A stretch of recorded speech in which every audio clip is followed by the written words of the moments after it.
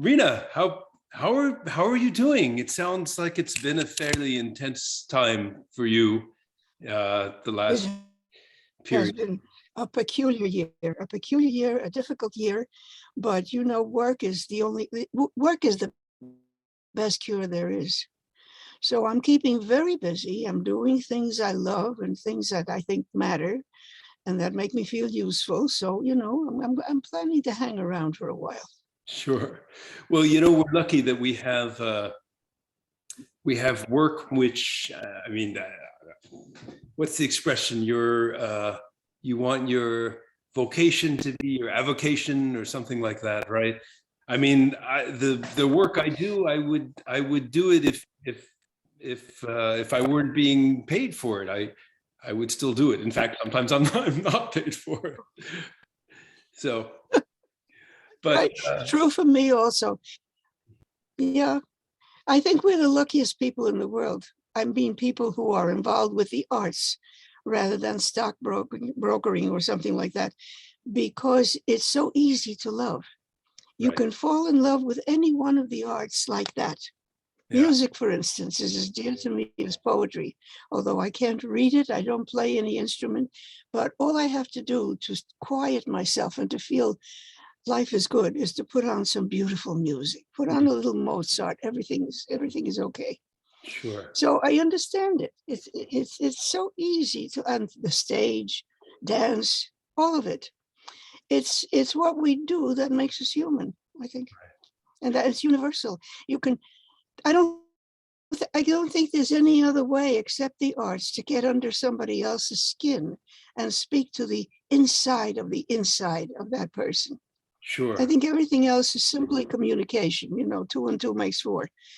But if you're involved with the arts, you're really getting in there. Mm-hmm. Mm-hmm. I mean, And I I think love of that. humans, I love that. non-humans. I mean, birds. You wonder what's the bird on my windowsill who's just singing all day.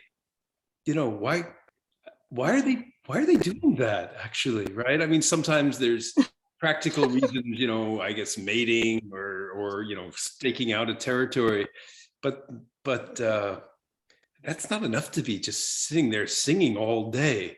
It Um, isn't. I wonder about that. It really isn't. So, but I you've do worked, too. I do too. And I think that they have a sense of play. yeah, Let's face it. We lie to the world. We tell them we're working. We don't work. We play. right, right. That's what we do, like children. Well, you've worked with a lot of musicians, right? I mean, probably since poetry is basically music, isn't it? On some level. It is. Yeah. Yeah. Uh, It's music made out of syllables instead of notes. But the syllable is nothing but a note. It's a sound that takes one note's beat. right. So really, when you think poetry, you're thinking musically. That's how that's how I got hooked in my grandmother's house. She used to have people come to the house who wrote or who played an instrument and so forth. And that's the first time I came across Melopea, because I said to her, "What is it you're doing with your friends when they play and somebody else recites poetry?" Right next to the music, not behind it or in front of it, but right next to it. That's the trick. Mm. And she said, "Oh, that's a very old art. It was the Greeks who invented this, and it means music and poetry together, like two rivers running at once." And I said, "Well, I don't, I don't understand it, but I love it. I want to do that." And I was 4 years old at the time. Or wow. So was this in New York already, or were No, you still in the Dominican Republic? in the DR, in Oh, the DR. I lived there until I was 7, all right. and this is a good way to answer another question. It was just, when did we get to New York? Well, my parents were in New York in 1937, and I was with them because they were on a diplomatic mission. My father's uncle was a ministro, which is not ambassadorial rank, but somebody who bargains for his country with another country. It's like a diplomatic agent. And he was talking with the American government, the US government, about debts and how to pay and when to pay and that kind of thing. And 1937 was a very bleak year because that's the year that our dictator, who lasted 30 years in office, It was Trujillo, right? it was Trujillo, and he assassinated about 20,000 Haitians on our border. Yeah. And they were people who had lived there for years and sometimes generations. They were more Dominican than I because they were there.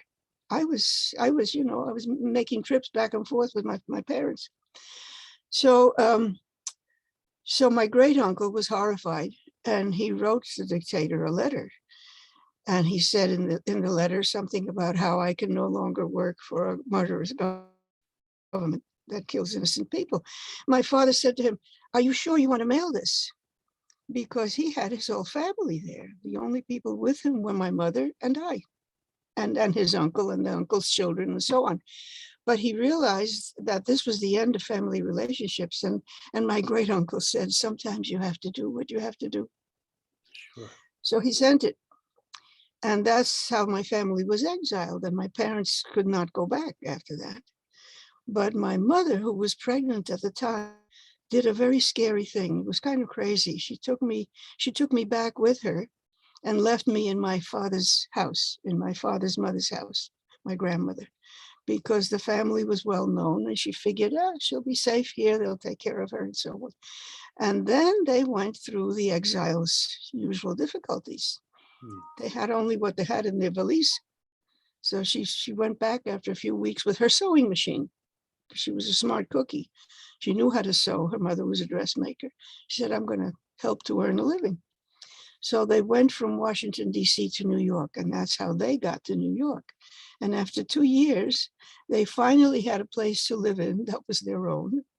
They had jobs that actually paid. So they sent for me. And I came in 1939 with a friend of the family. And I found them looking a lot older than they had before. Sure. What were those 2 years like without your parents? I mean, you were what, you said about 4 or 5 years old? I was 5 when I went to my grandmother's house to stay, and I stayed there for 2 years. And I was spoiled rotten because you know what grandmothers are like. And she had sisters living with her, and an uncle of mine lived there, and it was delightful, except that I missed my parents. Sure. I mean, it must have been traumatic. You don't see your mother or your father for 2 years suddenly. No, that's right. Yeah, and it was. They explained to you, had they explained to you in a way that you could understand at 4 years old? Yeah, happened? they never talked politics in front of the kids. In front of children, they kept quiet about it because they didn't want us to repeat things in public. So they had said something about how we just have to wait a little while before we send for you, and you're going to have so much fun with your grandmas, your 2 grandmas, and your uncles and aunts and your cousins. And I had 4 million cousins, of course. So I was playing all the time. I was perfectly safe and perfectly happy, but I missed them. So that gave me a feeling of how important it is to have family, and how to hold on to them. And I thought my uncle was very brave, but it cost a great deal. It was a costly, decent thing to do. Yeah. And I have a feeling after that for anybody who was wandering around in the world. And when I got to this country, the World War II was just beginning to simmer in Europe. And after a few years, New York started to be, because my parents left Washington and went to New York. So that's where I went. Let me just shut this off. She'll know. I was surrounded in my classrooms by people who had run away from Italy and from Germany and from all over Europe. And I said to my father, who are these people? And why are they wearing little hats? What are the little hats? My father said, these people are what they call Jews, like Jesus. Jesus was Jewish and his family. And these people are running like us from somebody who wants to kill them, because the world is full of people who want to kill other people. So I had a feeling for the tribe right away, and they became my first friends. And to this day, well, I ended up Moskowitz. That's my married name. That was Alfred. Yeah. Yes, that was Alfred's name. Sure. Yes. Yeah. I mean, it's, I grew up in New York City, and, comfortable middle class upbringing, but it's easy to forget. My father fled China in 1937 as the Japanese army was invading. And if I go just three more generations back to the early 20th century, my great grandparents on my mother's side, Ashkenazi Jews, they were fleeing the pogroms, and there was a family story of one great grandfather going absent without leave from the Tsar's army, conscripted, and Jewish men didn't want to be serving in the Russian army. No. And made his way through, I think, Romania and somehow to the United States. I can't remember the exact story. I wonder if your great grandfather met my father-in-law from Romania. It's very possible. Very possible. Yes, he left when he was 19 or 20, because he didn't want to be fighting for Romania, right? Which was extremely anti-Semitic, extremely. Before Hitler got there. Where in New York were you living then? As a New Yorker myself, I'm curious. Were you in Yorkville or Upper West Side or Manhattan? I was at 348 West 49th. Wait, where were you? 348 49th Street and West 49th Street. Right across town from me. I grew up at. And that was our. I grew up at 325 East 51st. So just. Oh. Yeah. All I had to do was go across the park. That's right. That's right. I should have visited. You should have visited. You weren't around. So how did you meet Alfred? Yes. Well, I went to Hunter College, and at the time I was in my junior year in 1951. No, it was in my senior year, right? And he had graduated already. He had come back from World War II. He had been busy meddling with the Battle of the Bulge and the Rhine crossing, and almost losing his feet to frost. That's right. So he was back from the war. He was 6.5 years older than I, and we met at the wedding of mutual friends. My college friend, my best friend in college, she got married to his best friend from NYU, where he had graduated already. So we were seated at the same table, and this good-looking fellow was looking at me like this the whole evening, like this. I said, "Oh," and then the groom came around, and he said, "Are you having everything you want? I'd like to introduce you to my best friend who's over there at the other side of the table, and he wants to meet you." I said, "Well, your best friend is very rude because he's been staring at me all evening." And Harry said, "Well, it's because he thinks you're very attractive." I said, "Well, in that case." So we were introduced, and he took me home from the wedding because I had gone by subway up from, that wedding was in the Bronx. But I knew the subway like the palm of my hand. So I went up there, and I was going to go back by subway. He said, "Oh, no, you're not. No, I have a car here because I live in Queens, and I brought my car. And I would like, if you give me the privilege of taking you home." I said, "Fine." So on the way home, I said to myself, "This is a very interesting guy." He told me all sorts of things. Interested in science and in technology of all sorts, and in astronomy, and he's cute too. So we got to my house, and I gave him cookies and chocolate milk. And by the time he left, he said, "I'd like to see you again." I had already written my name and address and phone number on a little paper So I handed it to him. He said, I would like that very much. So as he went down the stairs from my parents' apartment, I lived with my parents still, I said to myself, this fellow is going to offer marriage. This guy is going to propose. And when he does, I'm going to say yes. After the first date? It wasn't even a date. He just Wasn't took me even a home from the date. wedding. So I said, yes, this is going to work.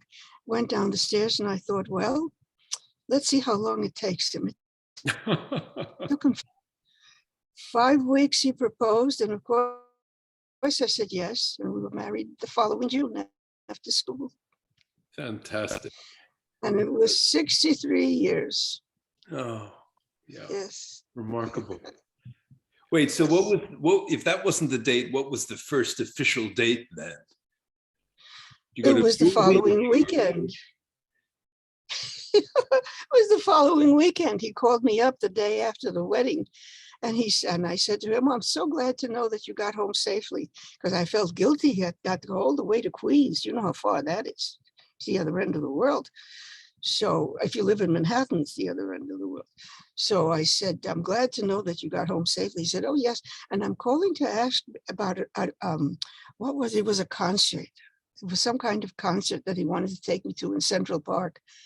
And of course I went. And I said to him, well, I'll have to ask my parents. He said, oh, it's all right. And we went, and it took about 5 weeks after that, he proposed. Wow. 5 weeks after the wedding. I knew he was going to.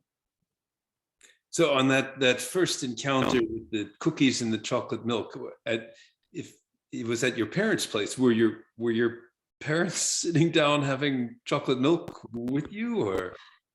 My parents had gone to bed already, and I thought I was going to get it the next day because I was not supposed to sit in the house by myself with any young man at all. Uh-huh. My parents were very strict. I said, well, tomorrow is going to be rough, but it's worth it. So when they said, oh, my father, it turned out that he was in the bathtub. He was taking a bath.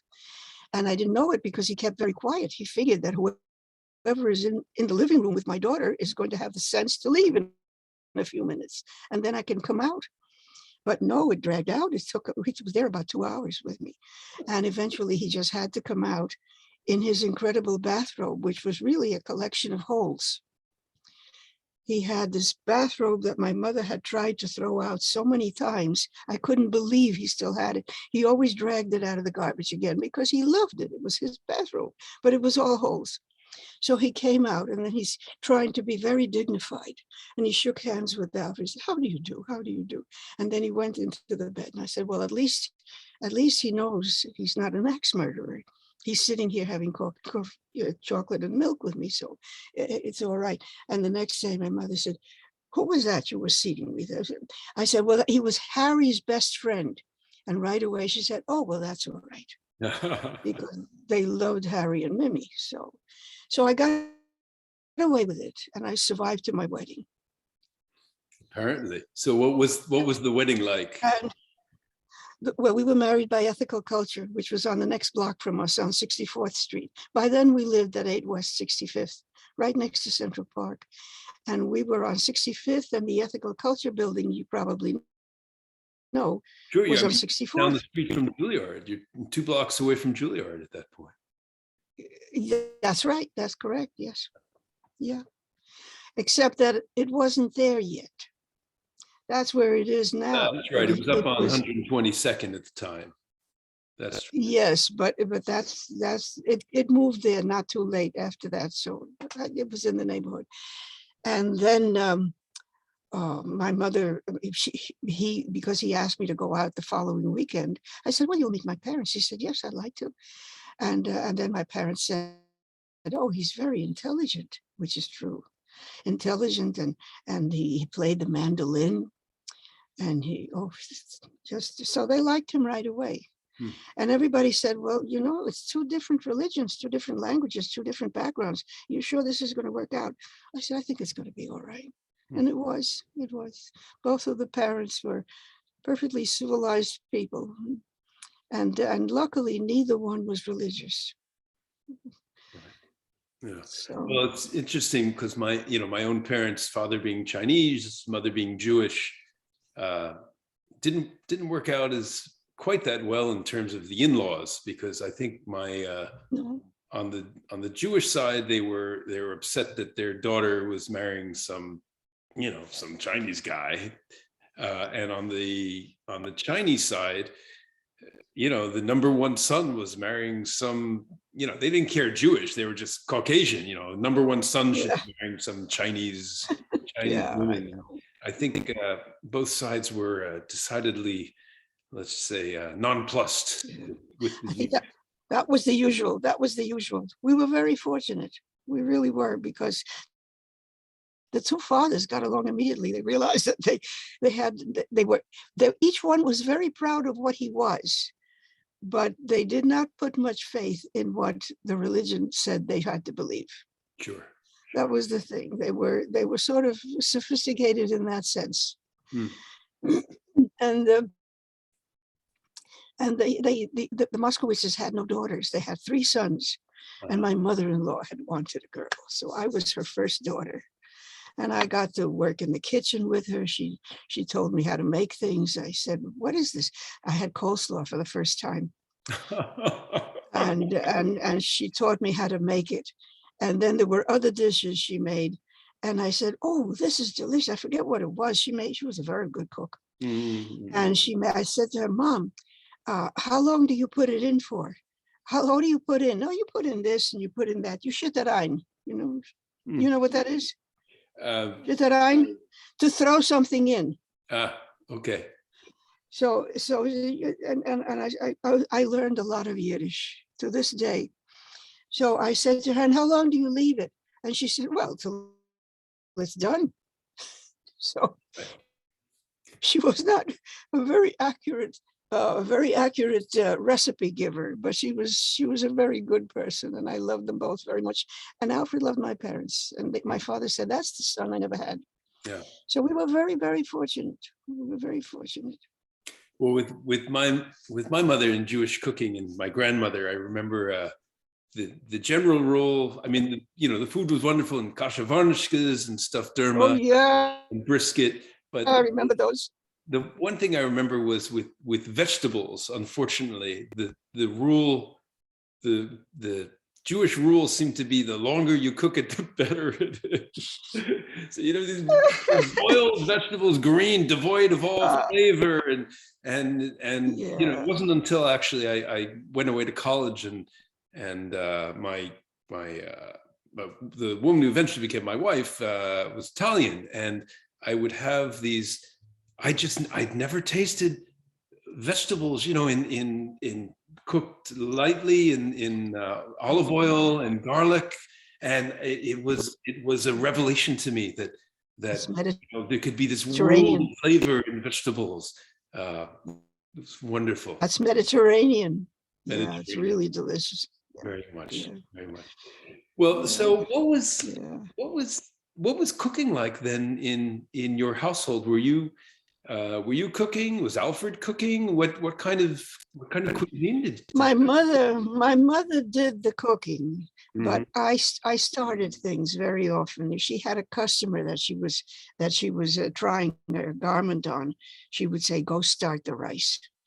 So Uh, I would start that, and then and my father did not cook except for steak. He didn't want his steak touched by anybody else yeah. because it would be overcooked. See, he was like you. He liked things crisp and fresh. But anyhow, he did learn. My father was really in many ways an advanced person. He never went to college. Neither of my parents was a college person.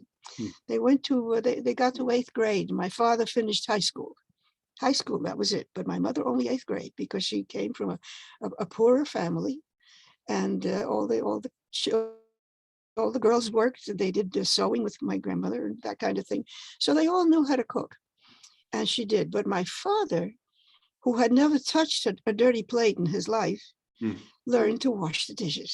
And Uh, when Dominican friends who were very macho, that was the age of macho, and they would come to the house and they'd say, "Homer, you're wearing an apron." And he'd say, yes, because I don't want to get my suit wet. And they said, but what are you doing? Why are you wearing an apron? He said, because I'm washing the dishes. Oh my goodness, are you afraid of your wife? And that somebody really asked him that. And it was a joke, of course, but my father was very snappy, very quick. And he said, well, of course, because that's a sign of intelligence. That's great. That's great. So he did things around the house that he had never seen a Dominican do. And I was proud of him for that. Mm-hmm. Mm-hmm. Yeah, the first night I ended up in New York in their apartment, the one on 49th Street. I dropped all my clothes on the floor before taking my bath and going to bed. And my mother said, no, we don't do it that way here. I said, why not? He said, well, pick it all up, make a little hot soapy water in the sink and put it in there and wash it. And I said, no, I don't do that. Maria does that. Because my grandmother had a maid and a cook. And I said, I don't do that. Maria doesn't. My mother said, but here, there is no Maria. Here, you and I are Maria. Nosotras somos Maria. No. And the lesson came home right away immediately because she was a disciplinarian. And was so that, I mean, was that a hard transition to make? I mean, again, you're 7-year-old, you probably had to reach up to reach the sink, for washing. Well, it's whatever my parents said I would do. I was a good kid.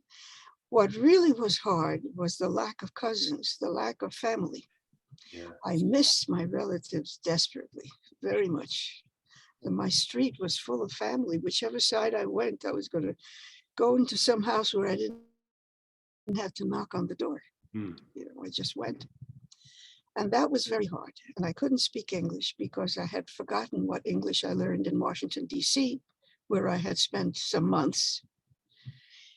And it was very hard not communicating with anybody.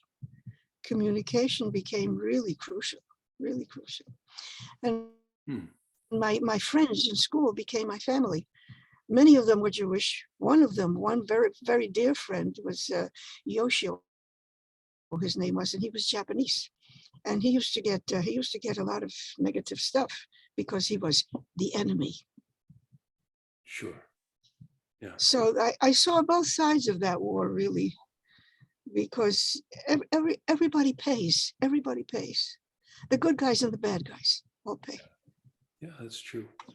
Yeah, and it's the kids who pay. Yeah. So he was a dear friend, and I felt sort of I had to be extra good with him. He was extra good with me. He tried in vain to teach me long division in elementary school. And he tried his best, but no success. Right. Yeah. Well, so one question, obviously this was a formative experience for you. I mean, on the one hand, being left without your parents, then joining your parents, and then not being in a community, Dominican community anymore. But I'm curious, as someone now who is dating a Puerto Rican woman, Caribbean Latina, what's my understanding is that Latino culture is, there's like any other culture, it varies enormously. And if you're from Guatemala or El Salvador or Argentina, it's going to be very different. Yeah. But that there's a very particular flavor, not only to the Caribbean, but also, of course, within the Caribbean, whether it was originally a Spanish or English or French, and even where there were slaves, Joanna has talked about, if they were primarily from certain part of West Africa or a different part of West Africa, that could affect the culture. But also, I guess I'm particularly interested in the difference between being a Latino or a Latina, a woman Latina. Well, if you're a woman, you listen to your parents. I mean, there's no such thing as independence, as choosing your own clothes, for instance, or deciding where you're going and with whom. I wasn't going anywhere. The first fellow who asked me for a date long before Alfred. I was about 15 or something like that. And I had met him at a square dance in the Ethical Culture Building. They had square dancing. And I met this fellow, and he was interesting. I like smart guys, you know, when they talk science and they talk astronomy and things like that. I right away, it's interesting. I like that much better than looks. So this guy said, "I'd like to take you to I forget what it was." Oh yes, he's the one who was going to take me to one of those same plays that took place in Central Park. This was a few years before I met Alfred, and he was going to take me to another one of those. That seemed to be a standard first date with anybody, because you're out in the open, and you know. So I said, well, I would like very much to go, but I really can't because my parents are going to say no. And he said, why are they going to say no? Is it you just don't want to go out with me? I said, no, that's not true. That's not true. I think you're a very fine person. You're very nice, but they're going to say no because they always have. And how old were you? I was about 15 then, 16. Oh, okay. Just a few years before I met Alfred. And he said, well, I'll tell you what, I'll call you tomorrow and you'll see you, but you have to promise me that you're not going to tell your parents anything about it until I make the call, because I want to hear what they say. I said, you have my word, and I always keep it. So he called the next day and I said, he said, well, okay, go ahead, ask your parents. So I said to my parents, Mama, Papa, is it all right if I go to a play, blah, blah, blah, blah. And my parents were in the kitchen and they heard a little whispering, and my father said, sure. I never expected that. So he said, aha, you see, they said yes. I said, well, I'm delighted. So he came a few days after that, the weekend, and he's going to pick me up. And I see that my father is putting on his jacket, his suit jacket. I said, oh, Papa, are you going someplace? He said, yes. I said, where are you going? He said, wherever you're going. So you can imagine what a delightful social life I had. Yes. He sat between us at the play. Oh. He took us afterward to one of those. It was not a drugstore. Well, it was a drugstore, but it had a kind of bar where you could get chocolate milk and sodas. So he got us both an ice cream soda, and then he said goodbye, and he took me home. That was my first date. It wasn't until after. Did you have a debriefing with your father he was like, well, I thought that went pretty well. Rhina, what did you think? I thought that's a very nice young fellow, I'm glad you're making friends, you know, that kind of thing. Oh, damn. But they softened after a while. And if it was with a friend of a friend, like, you know, like Harry's for a best friend, that's okay. Sure. So, was there a second date with that other fellow, or that was maybe that? No, that was it. That was it. I mean, if you had been that fellow, would you have asked me out? Probably not. Yeah. I see, that's what I mean. I had a romantic evening with this nice young woman and her father. Yeah. So. Monastic is the word. So if you were in those days anyway, things have changed. Things have changed a lot. Now the girls date in the DR, but they still have to ask permission. They have to meet with Papa first, meet with Mama, you know, that kind of thing. So it's not a very free and easy life for young women. But you're very much protected, very much loved, and it works. Well, as the father of a 17-year-old and 21-year-old daughter, two daughters, I can't ever imagine any of those. Let's just say that approach wouldn't fly with them. I'm quite sure. Wouldn't fly. No, those are American girls.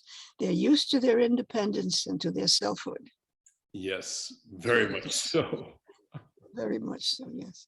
Well, I got used to it eventually, but I still have, there are some, I think if I had had daughters, I may have been a troublesome mother. I don't know. You don't. It's very hard to unlearn things that you've learned from your parents. This is true. This is true. Although not impossible. Because not impossible, but it's hard because you love them and you don't want to hurt them, and you also have the built-in idea that if your parents believe it, it must be right. Yeah, yeah. But I've unlearned that. Yeah, it takes a while to get over that, you know. Yeah. I'm lucky that I had boys, though. I would not have wanted to make some girl's life miserable. So you grew up very much with a foot in two different cultures, which is amazing. And of course, growing up in New York, you know, for me, I don't think of myself, you know, when I'm abroad and someone says, "Where are you from?" I don't say I'm American or I'm from the United States. I say I'm from New York City. You know, despite the fact I've been living in Philadelphia for 20 years now. And, you know, New York, to me, and I'm sure you would agree, in many ways, you know, it's an international city. It transcends the borders of the United States. Yes. It's dusty, it's smelly, it's noisy and grimy, and I adore it. Sure. I think once you live in New York for a good long time, I lived there from 1939 to 1990. And I'm a New Yorker. Right. I love Massachusetts. I love this little city that I live in. You know it very well. But my gut is New Yorker. And how did this Dominican transplant in growing up in New York City wind up in you know, this New England town, which is below 30 degrees for a large proportion here? Well, by 1990, our kids were gone from the house. They had gone to school first. They went to college in New York on Long Island, and then they went to MIT for their doctorate. So it was an empty nest, and we had aging parents. And my mother, in particular, was going into Alzheimer's. Mm. So my children, who had been doing this to us from the beginning, they had always said, "You're going to love it up here. You should move up here with us," because they're very sticky kids. My kids are wonderful. They're just delicious. So they kept coaxing, and finally they said, "Well, if my mother's doctors told me you can't take care of her yourself. She needs 24-hour a day professional care. Mm. She's beginning to wander." I got calls from strangers in phone booths. I have the lady here who says that you're her daughter, because she had my phone number with her all the time. So it was getting hairy. So they said, "Come up here." And we had never thought of moving from New York, but we came up and we found a house, and 8 blocks from the house, we found a lovely place. We saw some terrible places that made me cry. But this one, we saw several very, very good places where the care was good and the nurses were warm and there were doctors around and so on. So we told her, "You're going to spend some time in a very exclusive hotel. And it's very, very nice. And I hope you like it, because, you've been working a long time. You deserve." "Oh, yes, fine." Because she was very cheerful most of the time, not all the time anymore. So we put her there. We had her in my son's house while we were looking for houses and apartments and nursing homes and so on. And then finally we took her to the place. And after a couple of days, when we went to visit, we said, "How do you like this hotel?" She said, "Oh, it's wonderful. The servants are great. They're so polite and they're so efficient. And the food is very good. And they're just lovely." She said, "There's one thing I don't like." I said, "What is that?" She said, "It's full of old people." No. Yeah. Well, that's because it's a very exclusive place, Mm. and only people who have lived a certain kind of life can come here. So she stayed, and she had a very pleasant last 4.5 years of her life. And we were 8 blocks away, and I went to visit her every afternoon. Took her walking, and it went very well. It was much better than the last years in New York. where we couldn't find any place where we would have put anybody. Yeah. And that was and this place was in Newburyport, I take Oh, it. yes, right. 8 blocks away from where I live, from where you're talking to me now. Oh, so the house you moved in is the house I've. This is the house. Yeah. This is the house you were in. Okay. She was in a place called Port Rehab. Mhm. And I would take her from there walking. And it was a good ending to a fairly long life. It was not an easy life, but a good one. Sure. Sure. Yeah. Well, the good ones aren't necessarily the easy ones, right? Actually. No, they're not. That's right. That's right. I couldn't have survived without poetry, I can tell you that. Because the first year or two in this country was difficult. I liked the people very much. I liked my friends, but I couldn't understand everything. I couldn't answer back. And that was harder than anything I'd ever experienced. So they put me in kindergarten first for a couple of weeks, and they realized I already knew how to write because they were teaching me how to make the letters. Oh, I thought I would die of boredom. And then they put me for a few weeks in first grade and then in second grade. So, I went up quickly. And by the end of that first year, I was speaking English. And your parents spoke Spanish with And you, though? Only Spanish. Only Spanish. My father would not permit English in the house. He said everything outside there is in English, but everything inside here has to be in Spanish. Mm-hmm. Because we want you to it explains why you're completely comfortable in English and Spanish at this point. Yes. Yes. At this point, the way things worked out, I'm comfortable everywhere. Wherever I go, the first time I went to Europe, I thought, I'm home. Everywhere I went, it felt like home because I had met so many people from everywhere. I had met people from all the countries we went to. And yeah, I could even invent some of the languages. Sure. sort of fake Italian, fake French. So it was. I feel like remember every time I fill out the form for race, I feel like putting human because that's right. Right. I think this speaking a foreign language. It's so much. How do I put this? You just have to be willing to just do it and not be embarrassed and make mistakes. And people, they want to communicate, right? They want to figure out what you're trying to say. And it's there's nothing to be ashamed of. And no, nothing at all. Yeah. I tell students to this day, I've always told students, if you are two things like me, if you are two nationalities and you have two languages in two countries, you're not divided, you're multiplied because you're relatives with people all everywhere.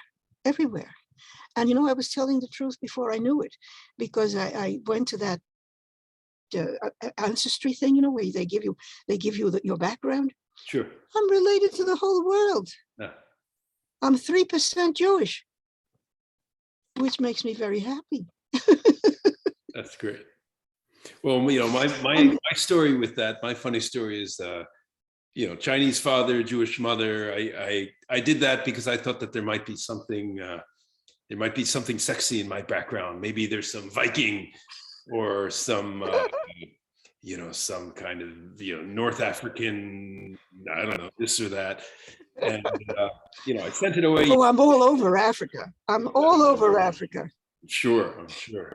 So, yeah. You spit in the thing, I mailed it off, wait 6 weeks, I get an email and it says, open up for the link to see where you're from. And I type it in and it says, congratulations, you're half Chinese and half Jewish. And I was like, oh, great. Oh, what a surprise.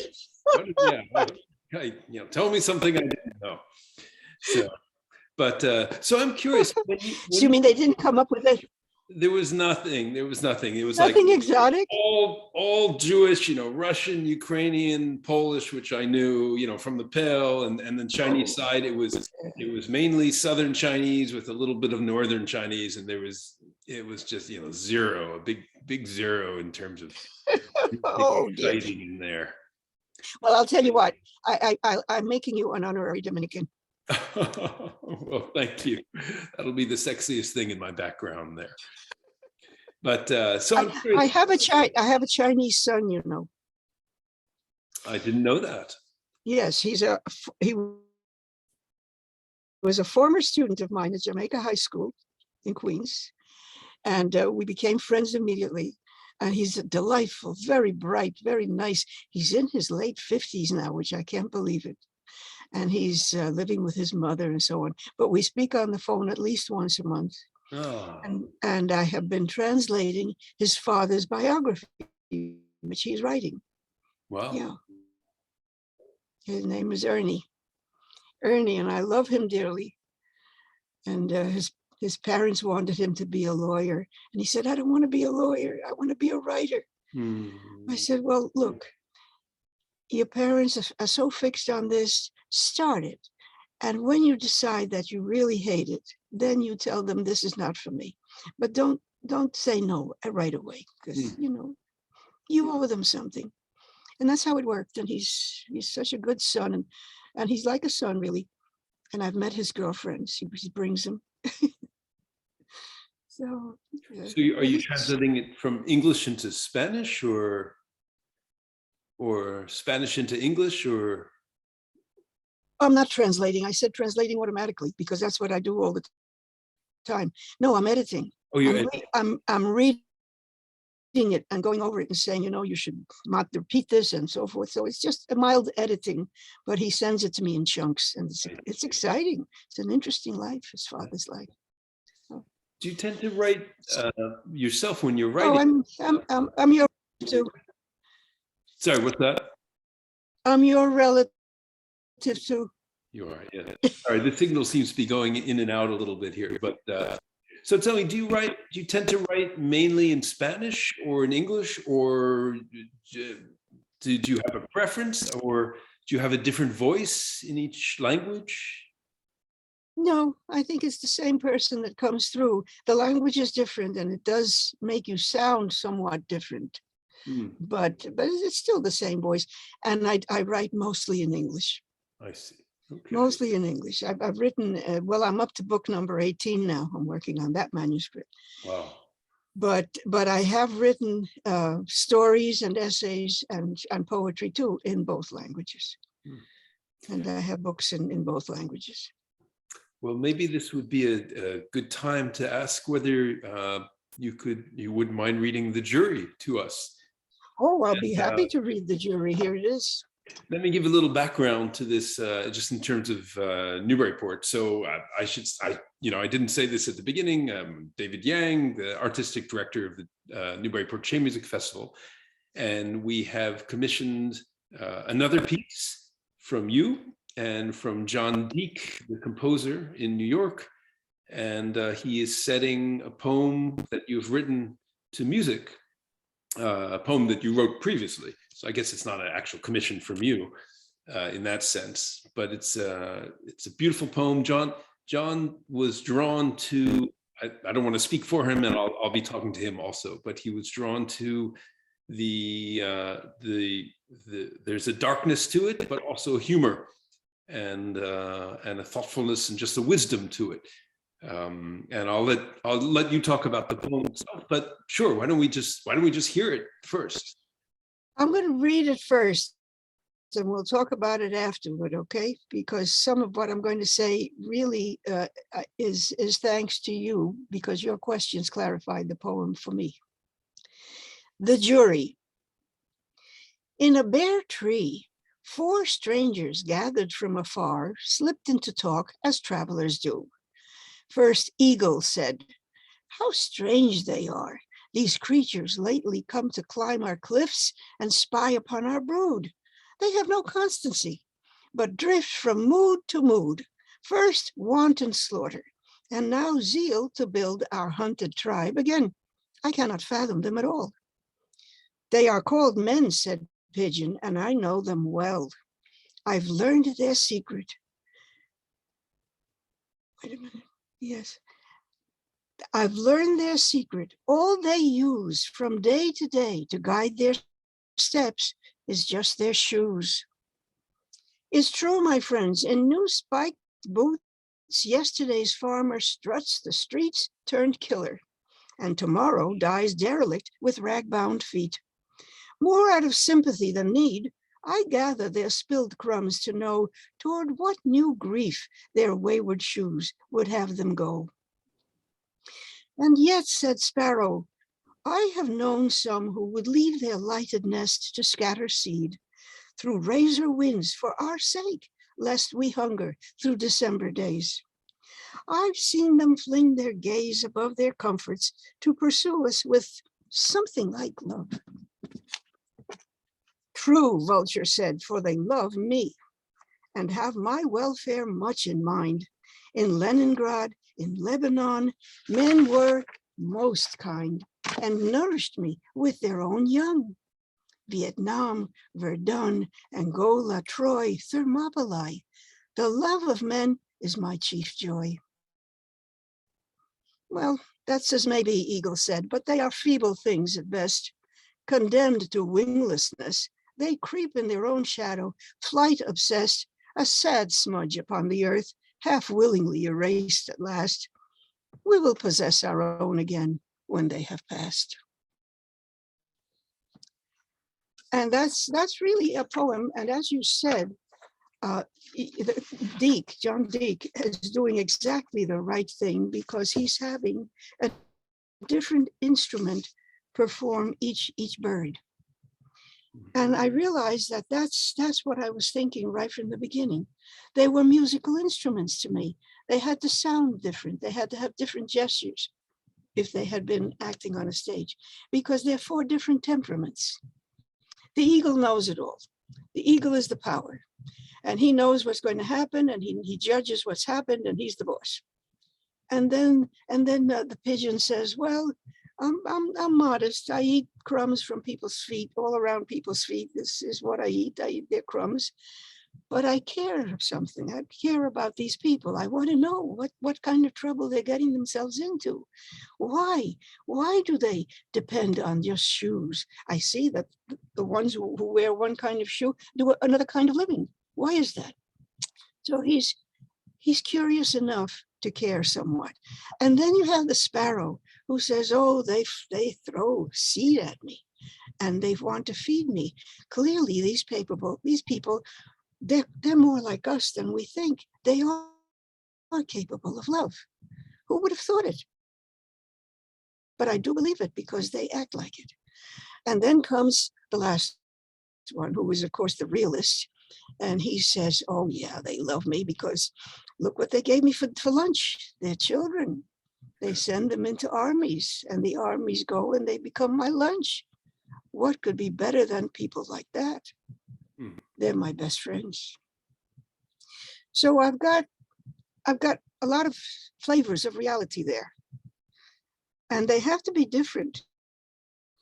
And I'm wondering what John Deek is going to do with that music to bring out the temperaments of these birds. And I'm really curious. I love his music. The little bit that I heard of it John's fantastic. Wonderful.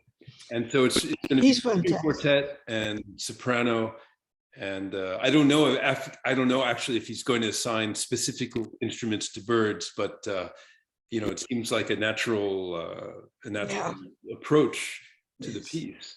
Yes. And I'm wondering where you would put, not to be too literal, but what kind of bird would you consider yourself, in fact? Maybe a parakeet. Maybe a parakeet because I talk all the time. That's great.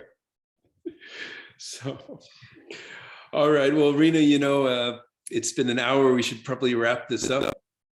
But it's So great. So great to see you. So great to talk to you. Always. It is. It's great to have you back from Borinquen, and I'm glad that you look very happy. You look very happy and very fulfilled, and you look about 12 years old. Oh, well, I don't feel it necessarily, but yeah, things are going great. And again, we'll be doing this world premiere of the piece. I imagine Yes, I probably can't wait. jury. And we'll also be celebrating next summer. It'll be a big party, a big 90th birthday party for you, I believe, next summer. Is that correct? In January, not summer, but winter. I'm a winter bird. Well, we won't have the party until the summer, though.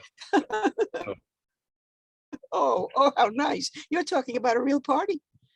I was thinking metaphorically. The entire festival will have this big party for Absolutely, you. absolutely, and I will dance.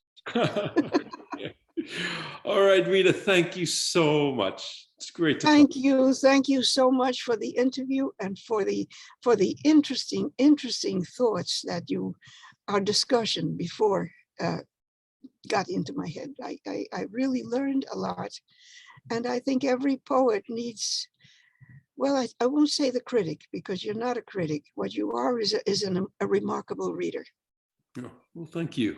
Thank you very much. And that's even better. So thank you. Okay. All right, Rina. Talk to you soon.